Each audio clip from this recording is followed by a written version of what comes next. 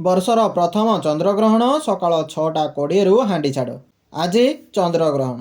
ଦୋଳ ପୂର୍ଣ୍ଣିମା ଅବସରରେ ଲାଗୁଛି ଗ୍ରହଣ।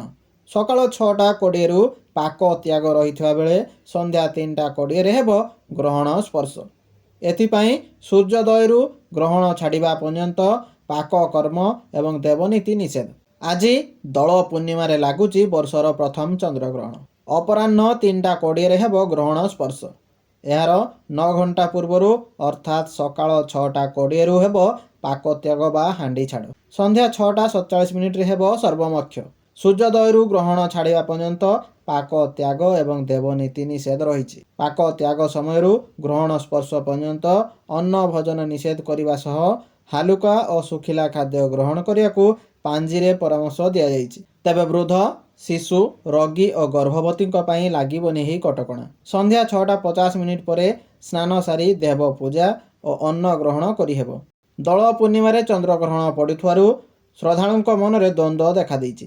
ସେଥିପାଇଁ ଗ୍ରହଣ ଛାଡ଼ିବା ପରେ ଦୋଳ ନୀତି କରିବାକୁ ପରାମର୍ଶ ଦିଆଯାଇଛି। ଗ୍ରହଣକୁ ଦୃଷ୍ଟିରେ ରଖି ଶ୍ରୀମନ୍ଦିରରେ ନୀତିକାନ୍ତି ଷୋହଳ କରାଯାଇଛି। ଗତକାଲି ରାତି 3:35ରୁ ଦ୍ୱାର ଫିଟା ହୋଇ ରାତି 11ଟାରେ ରାତ୍ର ପାହୁଡ଼ ହୋଇଥିଲା। ତେବେ ଗ୍ରହଣ ପାଇଁ ପୁରୀ ଶ୍ରୀମନ୍ଦିରରେ ମହାପ୍ରଭୁଙ୍କ ଦୋଳନୀତି ଏଥର ରାତିରେ ଅନୁଷ୍ଠିତ ହେବ। ରାତି ସାରା ସୁନାବେଶରେ ଦର୍ଶନ ଦେବେ ଚତୁର୍ଦ୍ଧାମୂର୍ତ୍ତି।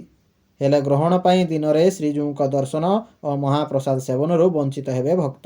ସେପଟେ ଜ୍ୟୋତିର୍ବିଦ୍ କହିଛନ୍ତି ଏଥର ଚନ୍ଦ୍ରଗ୍ରହଣ ମେଷ, ବୃଷ, ମିଥୁନ, କର୍କଟ, ତୁଳା ଓ ମୀନ ରାଶିର ବ୍ୟକ୍ତିଙ୍କ ପାଇଁ ଶୁଭଦାୟକ ରହିବ।